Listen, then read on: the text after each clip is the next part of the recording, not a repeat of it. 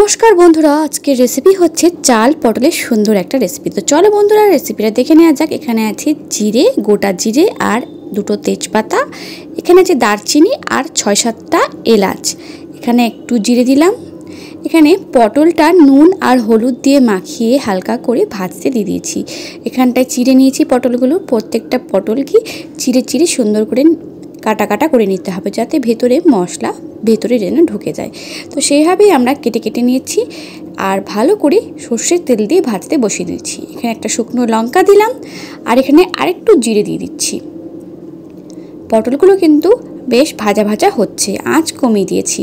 এখানে দিচ্ছি refined oil, সাদা তেল দিলাম। পটলগুলো কিন্তু এদিকে ভাজা হতেই থাকছে।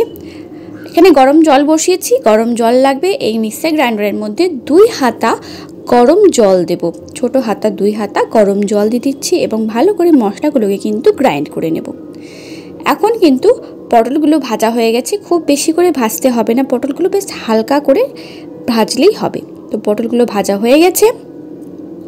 এখন আমরা সাদা তেল দিয়ে দিচ্ছি আর এখানে গোবিন্দভোগ চাল ধোয়া ছিল, মশলাটা কিন্তু আমরা গ্রাইন্ড করে নিয়েছি এতক্ষণে।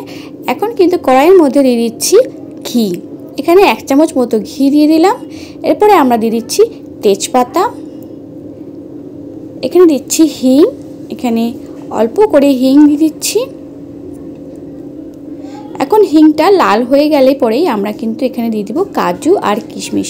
কাজু কিশমিশটাকে কিন্তু গোল্ডেন ব্রাউন করে ভালো করে ভেজে নিচ্ছি। ভাজা হয়ে গেলে আমরা এখন যে গোবিন্দভোগ চালটা ভেজে রেখেছিলাম সেই গোবিন্দভোগ চালটা আমরা দিয়ে দিলাম এবং তেলের মধ্যে ভালো করে ফ্রাই করে নেব। এখন দিয়ে দিচ্ছি হলুদ, 1 চামচ হলুদ দিয়ে দিচ্ছি আর দিব পরিমাণ মতো নুন।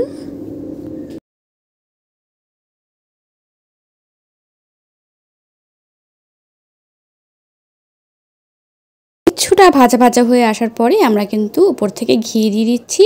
এখানে 1 থেকে 1.5 চামচ পর্যন্ত ঘি দিয়ে দেব। চালের পরিমাণ অনুযায়ী এখানে ঘি, নুন, হলুদ সমস্ত ব্যবহার করতে হবে।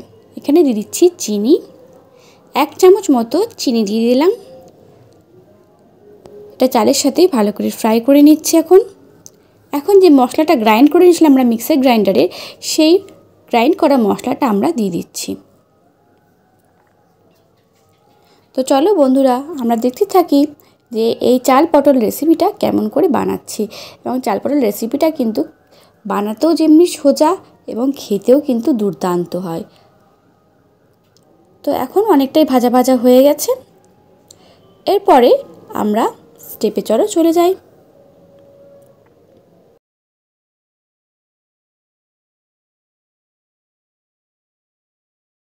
আমরা 5 থেকে 8 মিনিট পর্যন্ত ভালো করে ফ্রাই করে নিচ্ছি মশলাগুলোকে। এখন গরম জল দিয়ে দিলাম। এখানে যতটা চাল নিয়েছি সেই চালের ডবল জল দিতে হবে। 1 কোটো চাল নিলে কিন্তু 2 কোটো জল দিতে হবে, সেই আন্দাজ করে আমরা জল দিয়ে দিচ্ছি, যাতে চালটা কিন্তু যেন পোলাওয়ের মতো তৈরি হয়। তো আমরা এখন এরকম করে জল দিয়ে দিয়েছি, গরম জল। আর এখন আমরা চাপা দিয়ে রেখে দেব।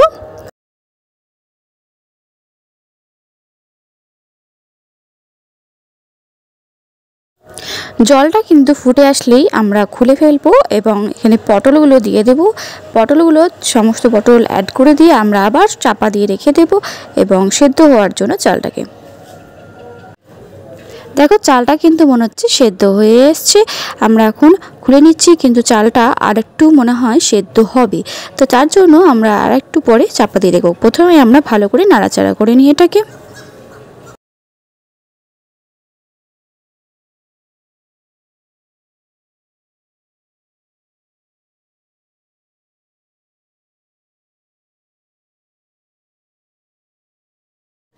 আমরা আরেকটু কিছুক্ষণ চাপা দিয়ে রেখে দিলাম, 2 মিনিট পর্যন্ত। 2 মিনিট পরেই আমরা আবার ঢাকনা খুলে ফেলছি।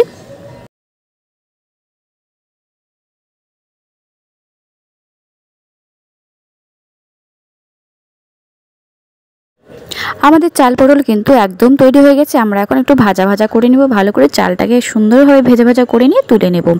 ব্যাস, আমাদের চাল পটলে আর কিন্তু কিচ্ছু করতে লাগবে না, তৈরি হয়ে গেছে আমাদের চাল পটল। তোমাদের যেদিনকে ভাত খেতে ইচ্ছা করবে না বা নিরামিষ রেসিপি থাকবে সেদিনকে কিন্তু অবশ্যই শুধু এটা করেই গোটা ভাতটা খেয়ে নিতে পারবে। মানে ভাতটা তো খেতে হবে না, গোটা চাল পটলটা খেলেই তো তোমাদের ভাত খাওয়াই হয়ে যাচ্ছে। তো চলো বন্ধুরা, আমার এই চাল পটলের রেসিপিটা তোমাদের ভালো লাগলে অবশ্যই কিন্তু শেয়ার করবে, কমেন্ট করবে, লাইক করবে আর সাবস্ক্রাইব করতে কিন্তু একদম ভুলবে না। যারা নতুন বন্ধুরা অবশ্যই কিন্তু আমার চ্যানেলটি সাবস্ক্রাইব না করে যেও না প্লিজ।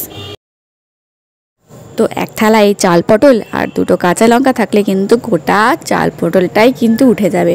তো বন্ধুরা, আমার চ্যানেলটা যেটা সাবস্ক্রাইব এখনও করোনি অবশ্যই কিন্তু সাবস্ক্রাইব করে দিও। আজকের মতো আসি, tata, bye bye. Next recipe নিয়ে খুব তাড়াতাড়ি আসবো।